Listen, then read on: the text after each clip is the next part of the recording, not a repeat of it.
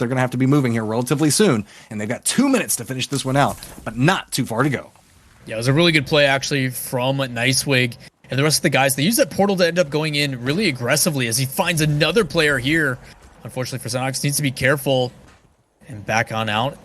But again, they just overwhelmed Sentinels. They had a play where two were on the backside, one was on the wide, so they had this kind of layered aggression to where if they had a team push in on them, multiple angles that they're trying to attack from, but it was just overwhelming. Pushed in super aggressive, got in the way, and then from there, it was just nothing they could do. Numbers game, even with the thermals down, or the thermite grenades down on the portal that came in, it did not matter. So, well played there by Nicewig and crew. Going to be rewarded for it, but unfortunately for Sentinels, Xenox, the only one available, but still playing aggressive, doesn't have any problems putting some shots down. Well, it's a matter of decision making. Whenever you choose to take those type of paths, you know the fact that you can find yourself in a disadvantaged position, and that's exactly what happened. Good use coming out of everybody trying to hold the lines right now. Looking back over, you can see that's kind of going to be what the south looks like, and there are a couple of rock croppings to work with, but not a lot. So you're going to be vulnerable from different angles, and you have to be careful with it.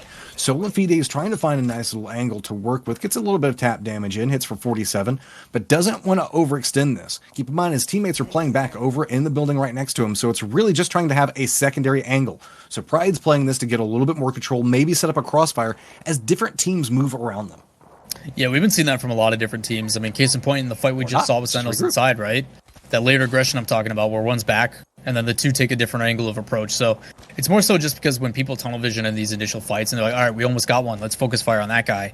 And all of a sudden, all this aggression comes from a different angle. It catches you off guard. So again, a lot of these teams are taking advantage of that, and it just seems to be common knowledge now here, especially with the more defensive meta. But unfortunately for Root Koreans, going to find themselves on the receiving end, even with Caustic here. Too easy for MVP, they're going to clean it up. All right, well, it looks like we're starting to get more control back over towards the west, and that's going to be MVP's territory to work with. So with the circle popping back over, they now find themselves with some control trying to get this position, but finding a little cheeky spot to hide out. It's going to be the last remaining member of the Sentinels trying to reposition back over and through this, but going to run right into a dangerous location, but finds a little cubby, but it's not going to be enough. Another shot going to come out the side to take them down. It's going to be TSM starting to get more control back over towards the middle of the circle. This is their home territory, so they definitely know how to play it. Starting to slowly make their way through. Aware of where the vulnerabilities are, you can see making sure to play back down inside of these trenches for repositioning points. Really well done here by Imperial Howl. Just immediately recognizing we need high ground and there's a player down over here with some loot, so can immediately take the portal over there. Ability to reposition. I think that's the big benefit to a lot of these teams is, yes, they know how to spread and do that layered attack that we've been talking about with the different positions, but the teams that do it the best are the ones that use that Wraith portal to allow them both to play both angles based upon where they travel. So Rogue, that team that was gatekeeping a little bit earlier, is going to try to hunt this last player down. I think it was Hacklow I thought I saw. So trying to get away to the best of their ability, but shots are there and just gone. Snipe down. We talk about wanting 3 of those on complexity. Shows exactly why with that scout.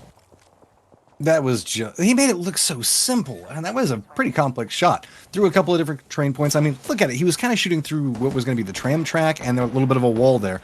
On the other side, you can see it's going to be aim assist. They know the fact that they're going to have to make their way back down towards the southeast in just a second. But they have the high ground to work with, so they've been paying attention to what's been happening around them. They know the points and how they can go, so just making a couple of peeks. And I love the use of the hill there. Aware of the fact that you can just kind of crouch up and down to try to get a little bit more tap damages back over. On the other side of this, it's going to be unknown. They've got themselves defensive barricades set up specifically for the approach back over towards the north, but they have to be careful. They know the fact that there could be a couple of teams that could aggress back over towards them from the south as teams are repositioning.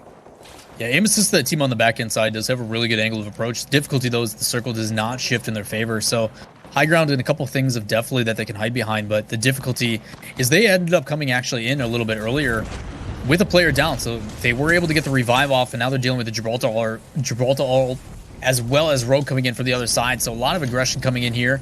Need to be careful as they back off yet again. Gentrifying, trying to use that Watson ultimate and passive to regen shields while also popping a Phoenix kit.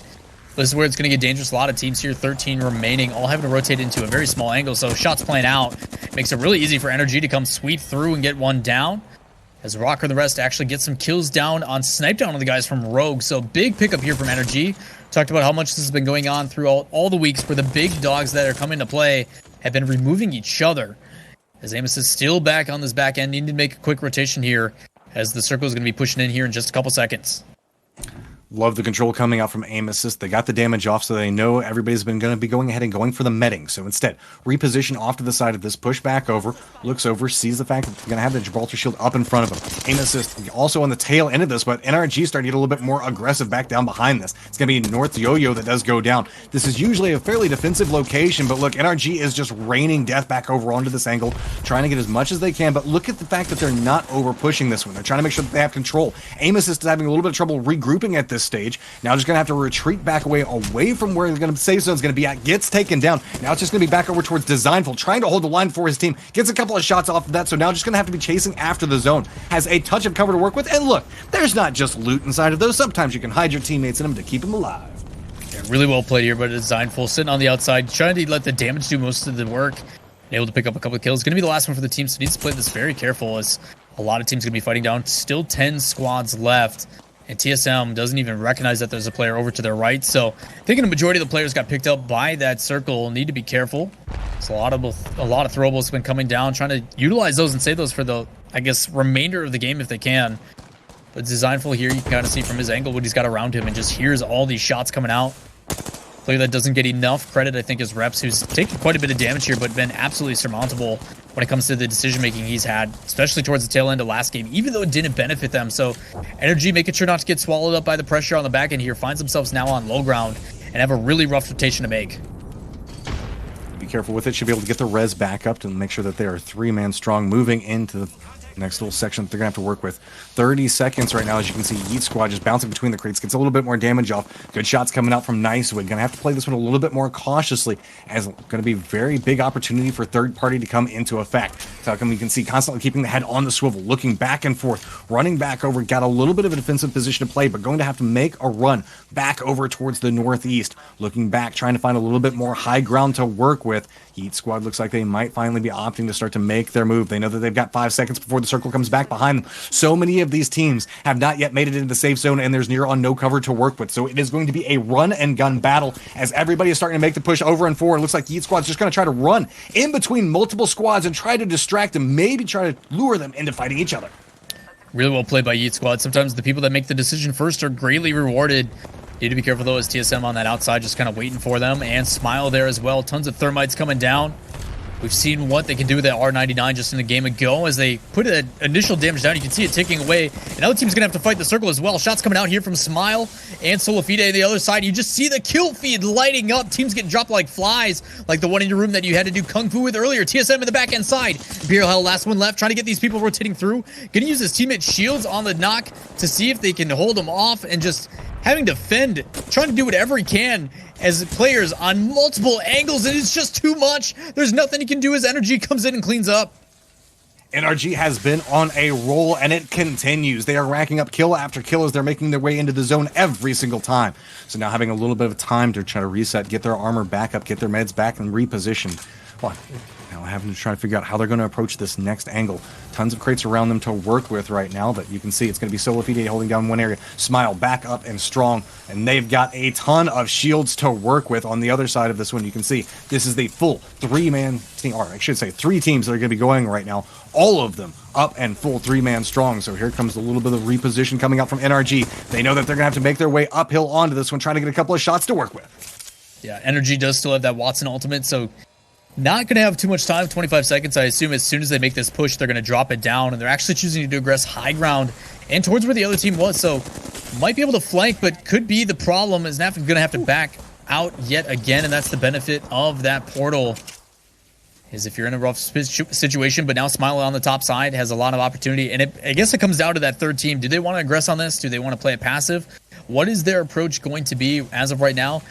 Solafide down and healthy in the underside don't really need to do anything. They just need to sit here and wait for this team to fight out and then play third party, but need to be careful because Smile may push down to where they are, as you can see it happening now, but going to be difficult here as we come into the last circle. Shots coming down from Smile, and otherwise they end up using that portal for the iframes, just going back and forth to buy as much time and install as much as possible, as Energy does have high ground shots coming out, trying to find one as he gets knocked down, and they're going to just set up base here. The shots coming out and removes him completely. Really well played by Nafin. High ground versus low ground. Full reset coming out from NRG, trying to get their shields back up. Looks like they know where Solafide is hiding at, trying to find the angle to work with. Oh, now it's sucks. just throwables. There's a little small corner that you can see that trying to hide on. Got to be very careful with it. A lot of angle and control coming out in NRG's favor. They just have to be very cautious not to overpeak. If they do have one of their members go down, which could happen, but it doesn't look like it's going to have the opportunity to work with, taking the shots off to the side. I love the Gibraltar shield coming in, just taking the peak taps off of it. It is just control. There's nowhere for Solafide to go. They've got the zone back behind them. That was a quick and easy pickup coming up from NRG, and I cannot wait to see how many kills they pick. No, that's a phenomenal play. You want to talk about how to utilize the Gibraltar and why he's such a meta pick. That's exactly it. You get your portable hard cover. It just drops that down. You get increased heals and then just sits there. And those corner peaks like you have, just tapping every once in a while, making sure you reduce the amount of damage. And then the rest of the team, when they feel comfortable, aggresses as well. They don't have to commit if they don't want to.